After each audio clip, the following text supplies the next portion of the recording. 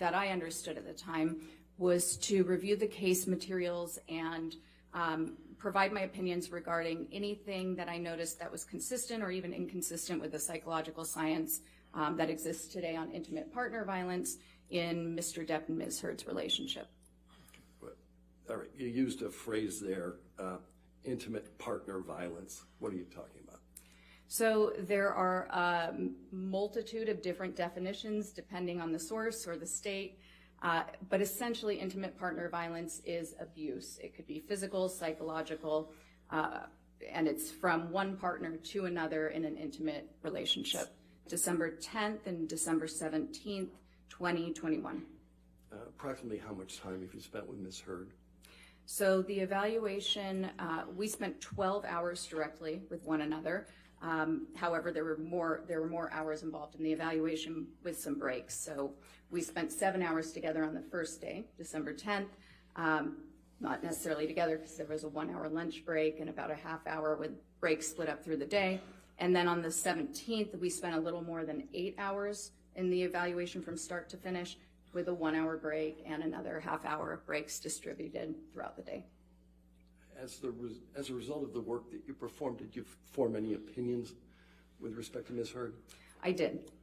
What were those opinions? The results of Ms. Heard's evaluation supported 2 diagnoses: borderline personality disorder and histrionic personality disorder. What is a diagnosis?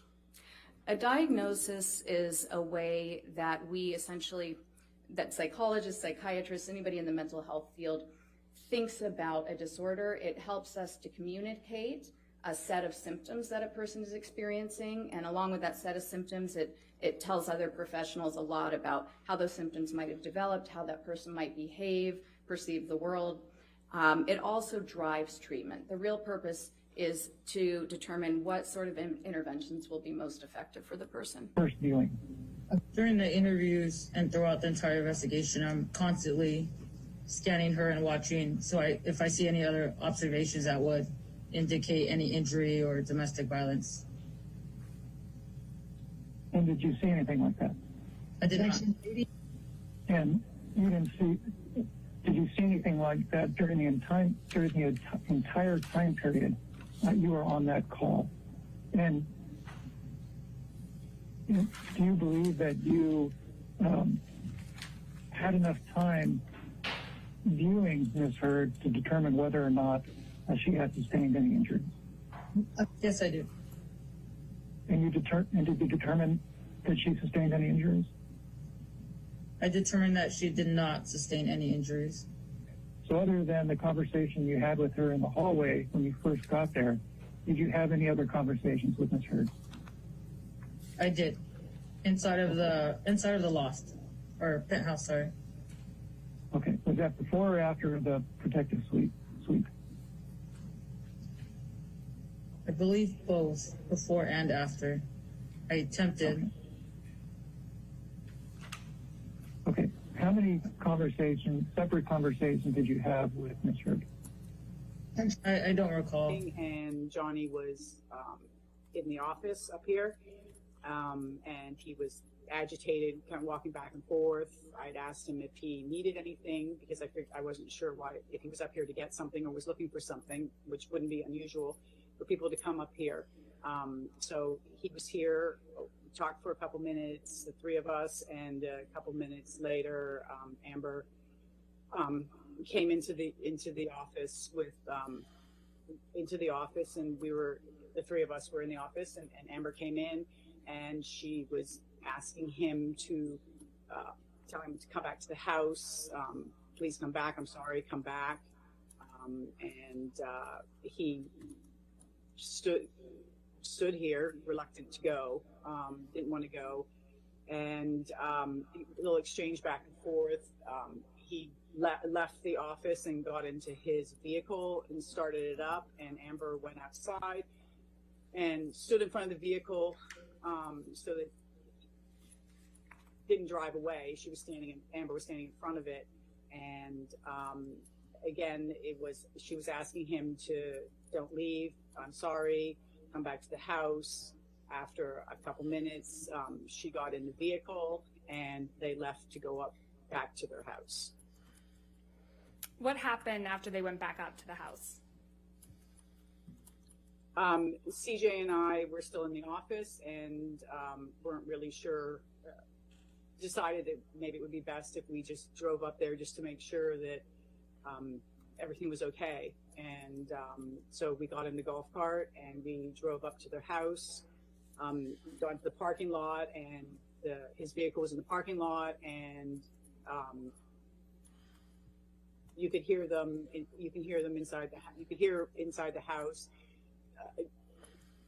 yelling, Amber yelling, and Johnny answering back, and you could really hear what was being said.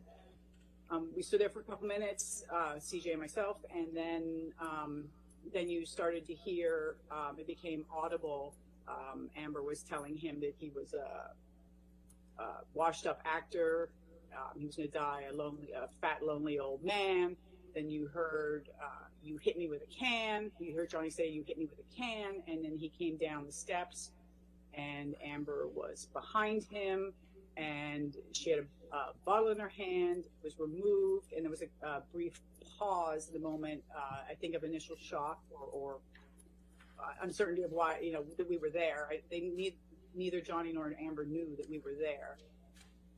He proceeded to walk back to the John Deere, and she again walked. He was just sitting in the seat.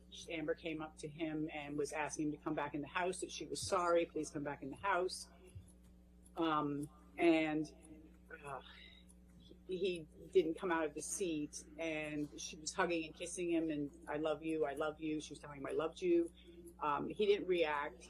Johnny sat there, eventually got out of the John Deere, and proceeded to start to walk away. At that time, Amber started to grab at him and his shirt and trying to pull him back to the house, just basically viciously trying to pull him back and get him back into the house and yelling at him. And at that point, I was between them and felt it was best, and I was getting worried about what was going to happen, and it was best that I remove him from the situation. And so CJ took Amber back to the house, and I walked Johnny over to the cafe, which was basically 30 seconds away from the house, because it was the only place I could take him to at the time. And you mentioned that Ms. Heard was viciously trying to pull Mr. Depp back. Can you explain what you mean by that? It was like clawing, grabbing at his clothes, grabbing his hair, trying to pull him back, like an angry, like he was leaving and come back. He couldn't leave in the vehicle because the keys had been taken out. So there wasn't a way for Johnny to drive away. The only way was for him to walk away, and it wasn't a pleasant situation of wanting him to not leave, and angry and yelling and just yelling, come back, don't leave, and things like that. At any point, did Mr. Depp hit or touch Ms. Heard? Objection leading. All right, let's see the objection. Ms. Roberts, how did Mr. Depp react to Ms. Heard viciously grabbing him? He didn't. He stood there with his arms by his side, and he didn't do anything. Okay. Ms. Roberts, when you were back in the cafe with Mr. Depp, what happened next? I was concerned because I had heard him say that he'd gone. Objection to her being concerned. That's not responsive. I'll sustain as to concerned, all right? Okay, Ms. Roberts, without testifying as how you felt, what did you observe when you went back to the cafe with Mr. Depp? When we went back to the cafe, he had a mark across the bridge of his nose. I got a bag of ice to put on it so that it wouldn't swell. Just to make sure that it wasn't bleeding, and he walked over to the love seat at the cafe, and he laid down and went to sleep. and CJ came back over, and I asked CJ to stay there for the remainder of the evening, for the remainder of the morning, and I left CJ inside the cafe, and I left Johnny on the couch.